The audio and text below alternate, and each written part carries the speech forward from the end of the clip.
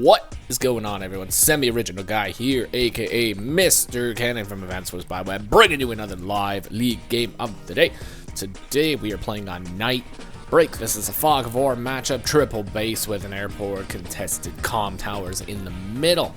A little bit of a contested HQ as well, but not so much because usually your army is sitting there, you know. But you know, if there's no army there, it's good HQ. It's good HQ to grab. Okay, folks, so we are joined by Tethys and Elagatua today, two very, very high-level players in the Global League. Elagatua, a former #1, currently like #3 or something like that overall. So very, very, very strong player indeed. And Tethys around like a 1,400, possibly close to 1,500 Global League player. And yeah, good stuff, folks, good stuff. So we got strong players here today and a couple of Fog of War specialists, folks. So we have Olaf and Eagle. So as we know, Olaf will have a day-to-day ability of having no penalty in snow. His normal co-power will make it snow, and his super co-power will make it snow, but also do 2 damage globally. Very, very safe pick when it comes to the old Olaf. And on the other hand, we also have Eagle. So Eagle's day-to-day abilities include plus 15% attack for his air units and plus 10% defense. So very, very good stuff there. His co-power will increase those air units to plus 20 across the board. And his super co-power, Lightning Strike, will actually allow him to take a second turn for all of his vehicle units. So incredibly strong co-power indeed. Incredibly strong co-power. Alright, folks, so we are going to go Blue Moon, and we are going to go Green Earth. Classic matchup, folks. We are going to face right, and we are going to face left. And that should be it. Alright, folks, so without further ado, let's go ahead and get into this one here and see how 2 of the top-ranked Fog players get down in Live League. Alright, folks, so the #1 thing that we are always seeing is standard infantry builds. You gotta get the infantry on the field, and we are actually going to change this to left and to right, because that makes more sense. Okay. Carrying on here, both players are going for that neutral base. Very, very good. And it looks like Elagatua is making a run for the center of the map right now. Got some infantries going for it. Yeah, doing an old base skip and getting right to it. Tethys not quite doing the exact same strategy. You know, he's actually going to go for income over the jump start over here. Nothing wrong with that, you know. Nothing wrong with that indeed. You do run the risk of having your properties get interrupted later on, you know, those contested properties, but you know, overall, you know, income is good, so it's never a bad thing to get some income. Alright, so double tanks over here from Tethys and a tank recon build over here from Elagatua. Artillery build, here we go, folks. We got the arty on the field. It is ready to go. The wonderful thing about arties is they love Fog of War, and they love looking pretty sitting in forests. That is what they love the most, for sure. Okay. Now, it looks like our Blue Moon player, Tethys, is actually going for this property right here. Very cool indeed. There is a potential interrupt for this. However, I really don't see it happening. It might happen. You know, it is possible that we can move the tank here, get vision, interrupt with the infantry. We could bring this infantry forward, get vision, interrupt with infantry. But then we run the risk of not capping this property right away. My guess is this infantry is probably going to be going for this property. It is possible that this infantry will go here and then capture the property afterwards, though. So, what is Elagatua's plan here? The recon is moving up and getting nice vision over there on the northern part of the map. And we have scouted the city, but we are not going for the interrupt. Not going for the interrupt at all. Definitely risky going for the interrupt, because you never know what your opponent has in the void. You never know what's going to be in the void there, folks. It could be anything.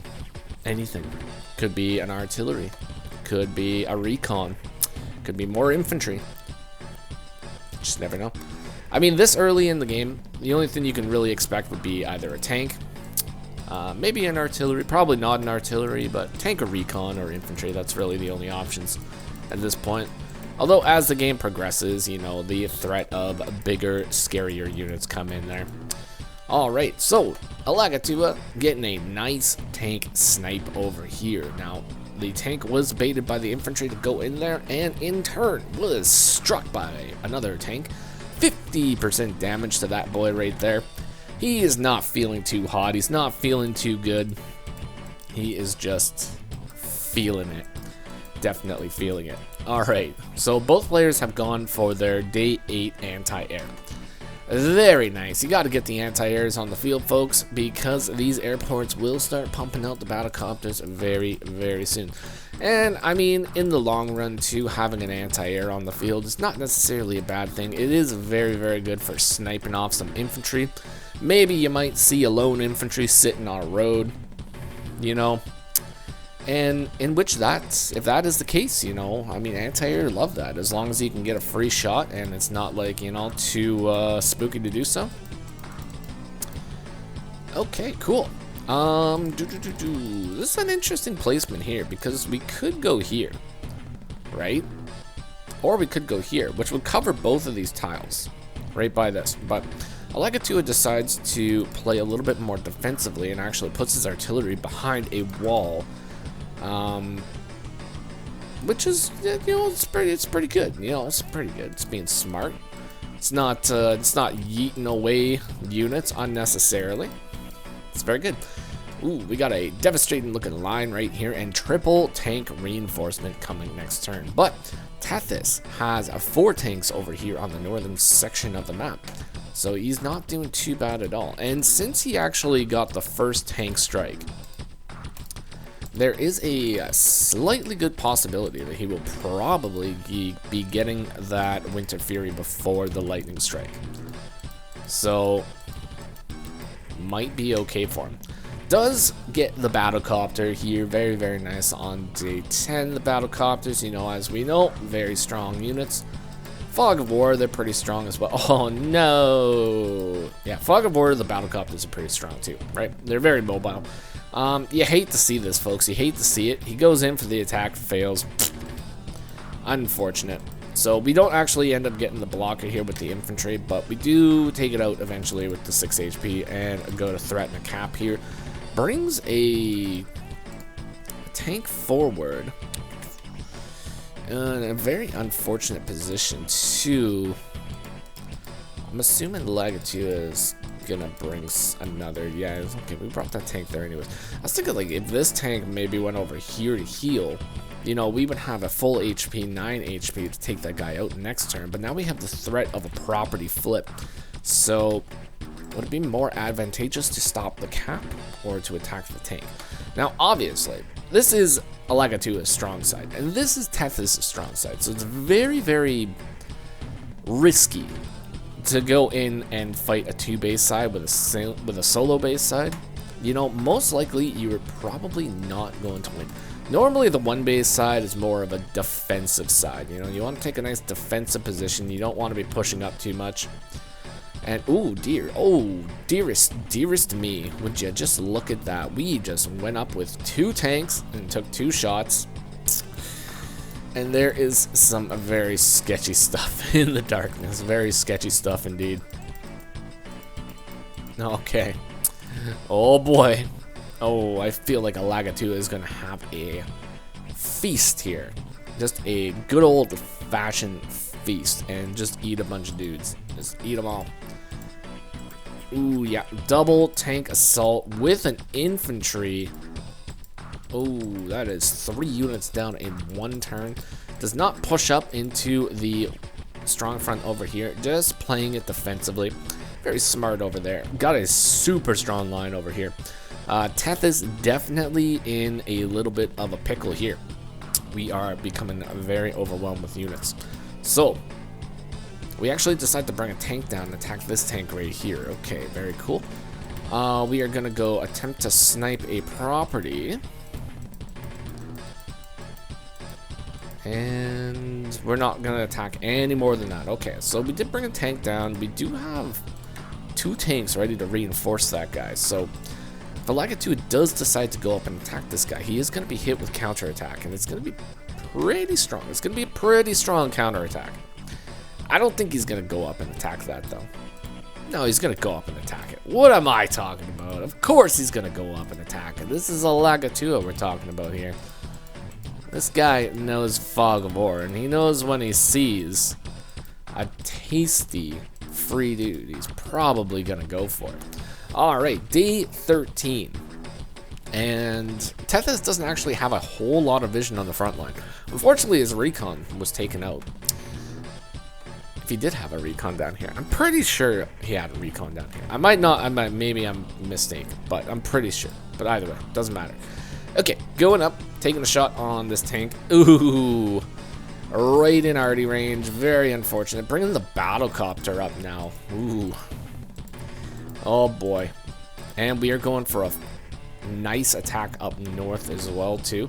This is a fairly protected attack. I don't really see anything doing major damage to this, but this one down here, that's definitely a little bit more of a risky attack. So we'll see what happens with that one. Double battlecopter reinforcement and a recon and a tank coming in right after this though. So I mean, Elagatua, he's got an attack here. He's got a battlecopter snipe. Might be able to take out another tank, you know, it's possible, maybe, I don't know, it's full HP, 5 and 4, like this, and this could probably take out a tank, but I don't know if it's like super worth it.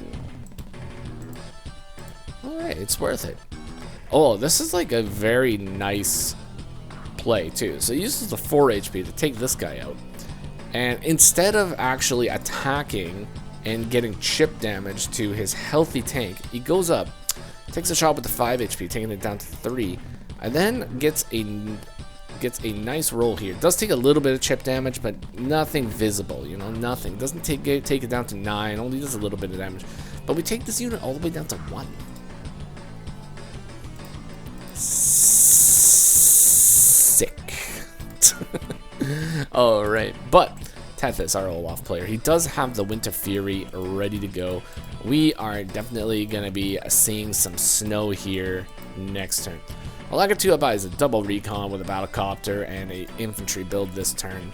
Not too bad. Definitely very ahead on units.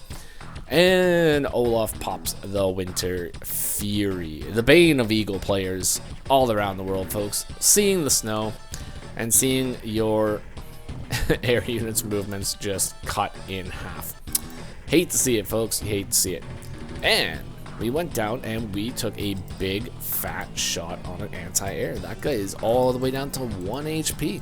That is not going to be very effective at all. And doing a full surround on an infantry cap in the city, we are going to attempt to flip that city in our favor.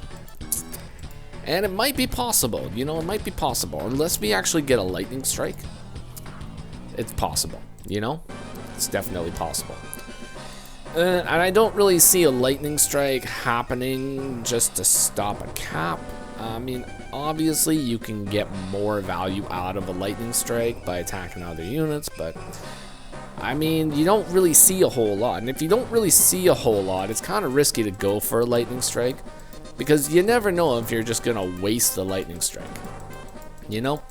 And using a lightning strike in snow, it's like, it's not really advisable. You know, if you can get some good moves and some good attacks, definitely do it. But if not, you know, just wait a turn and just use it afterwards. The only unfortunate problem with that is then you run the risk of having double Winter Furies happening to you before your second lightning strike, which is very painful. But Tethys playing it smart right now, so pulling all of his units back. So we sniped a city. We know we're ahead on property, so we're pulling back now because there is going to be a lightning strike, and we don't want to be anywhere near that lightning strike when it hits. Alright, but Elagatua moving up, taking out that infantry that capped our city, and we have multiple battlecopters ready to go up north. That is 4 battlecopters up north. 2 of which are injured, but 2 of which that are not. And we have multiple tanks too. I think in total, like, how many tanks do we have? We have 6 tanks. 6 tanks on the field. Well, and this one has 2 HP, but 6 tanks. Maybe 5. You know, we'll say 5. But 5 tanks and 4 battlecopters and like an anti-air, multiple recons. Yeah, lightning strikes can happen, and they can hurt. They can definitely hurt with that amount of units. And Elagatua is still ahead on unit count too, which is crazy. Crazy. Tethys going up and taking out one of the infantry in the front line. Excuse me. What was that? Okay, so we took out an anti-air.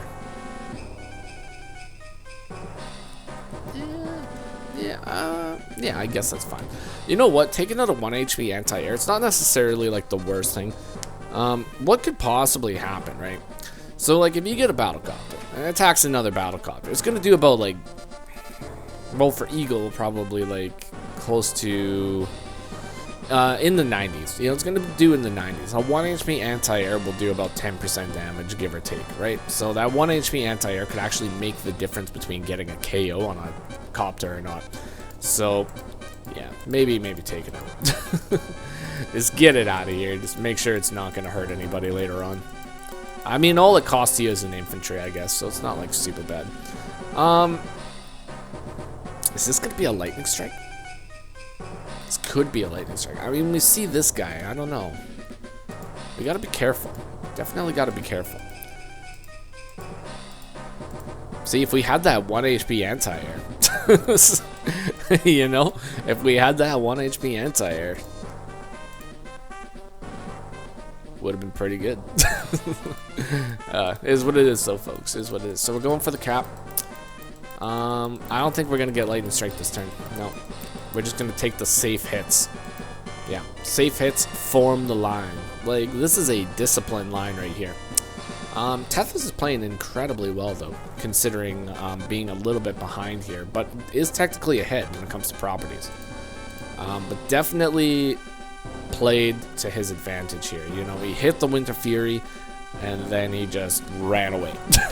That's what you got to do against Eagle. You got to hit the Winter Fury. If you can't do a whole lot more damage than that, then just get the heck out of Dodge. Run away, rebuild the army, make it big, and then come back even stronger. See, he's just trying to bait the lightning strike right now. He's given like just enough of the army. He's like, okay, are you gonna lightning strike this, right? I bet you're gonna lightning strike this army right here. This would be a pretty good army to lightning strike. Meanwhile, oh boy, we got a whole slew of units in the back there. All right, yeah, we're moving the recons in. This is the lightning strike turn, without a doubt. If you see an Eagle moving in his recons, you can bet your bottom dollar that the lightning strike is on the way here. All right, yeah, it's gonna happen. Is it gonna be big? Is it gonna be big? We're gonna see. We're gonna see. Lightning strike. Here we go, folks. Here we go. 136,000 value of a lightning strike here. And let's see what it can do. Sniping out a recon, eliminating that village vision, getting a nice shot with the artillery as well on this guy here, and taking out a infantry in the back. Sniping out an artillery. Copters moving in. Oh my god, that damage. Ugh. Ugh, it's gross damage over there, folks. Technically, this is a 130% firepower battlecopter, or would it be 140%? I don't know. I can't remember how it works. But either way, very strong indeed. And that is the end of the lightning strike. Okay, so we went all the way up to 40 units, and Tethys went all the way down to 21. Now, just for the sake of, like, you know, just knowledge, you know, Elagatua started that turn at 8 minutes and 49 seconds and ended the turn with 35 seconds left. This was an 8-minute turn to do this sequence here. 8 minutes. Which I think is probably a little bit too much. You know, you could probably get the same results in like, you know, like a 4 or 5 minute turn, but Elagatua is a really, really big thinker. You know, he likes to think over his moves. He's an excellent strategist. Definitely worthy of one of the top players on the site. So, you know, if he took 8 minutes to do this turn, I mean, you can bet your bottom dollar that it was probably calculated and it was probably a very good turn. But we are going to be hit by a Winter Fury. So, oh my god. 138,000 value getting taken all the way down to 108,000 value. But does Olaf have enough? Does he have enough to take out this swarm? I don't know. We're gonna find out. So we snipe out a recon, sniping out a tank, sniping out a copter, sniping out a ninja tank, sniping out a battlecopter. It's gone. It's gone. It's been deleted. It's off of the field. It doesn't exist anymore. Neither does that recon. Beautiful. Beautiful stuff. Okay, so went from 39 to 33 units. 82,000 value. Pretty good attack. Pretty good attack. Not gonna lie. The snow is gonna hinder a lot of Eagle's counterattack here. And with no lightning strike, there's very little counterattack that can actually occur. Now he's only got 2 tanks over here, a tank over here. He's gonna probably have to pull back, to be honest. I don't think that he's gonna be able to continue that fight up there. Yep, pulling back.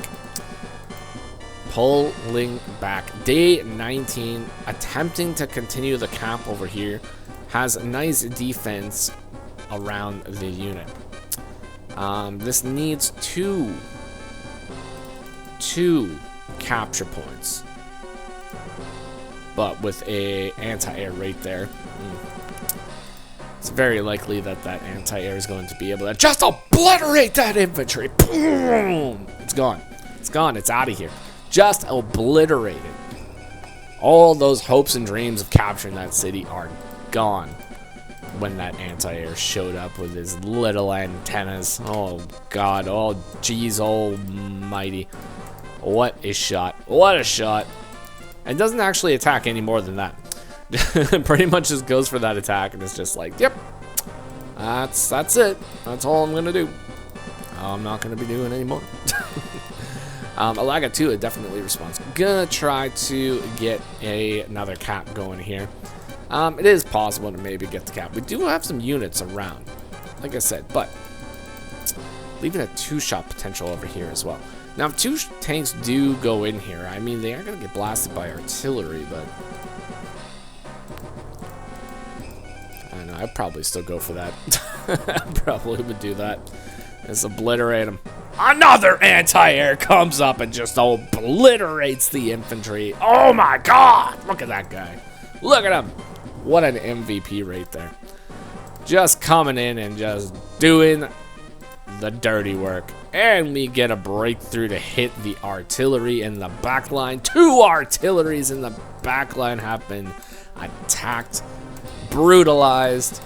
They are not going to be able to continue the fight. Unfortunately, Tethys has built the stinkiest of units in Advance Wars by Web. The dreaded Neo Tank has made its way on the field.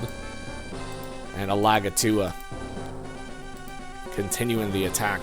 Gets a little hit on a battlecopter here, almost takes him out, but is forced to resign because of the pure stench of this battlefield. This battlefield is ridden with stench that would probably reach caustic finale from here, folks. It is just disgusting. But fantastic game to Tethys. What a match and what a disciplined player. You know, where a lot of people would have just yeeted right in there and just hoped for the best. He played it cool. He played it smart. He pulled back when he needed to, and he pushed in when it was most effective. And Elagatua played it incredibly well, especially in the early games, folks. Like, before the first power, you know, he was just kicking butt. Like right around here. Yeah, right around here, you know, around these days. Look at the difference, right? 31 to 26. And all he managed to do was just bring it up to 30, right? And then he just steadily is just gaining units. Not really gaining, but keeping at a nice flow. Pulls ahead here, but the Winter Fury was just too much, unfortunately. And I think Elagatua being really low on time here definitely played a role in it. Tethys is super low on time as well. So both players are going to be thinking very quick on their feet. So, fantastic game. What a privilege to watch that one. Hopefully you guys all enjoyed. I know I definitely did. And if you did enjoy, consider leaving a like, comment, or subscribe. I will see you on the next one. So take care of yourselves, and bye-bye for now.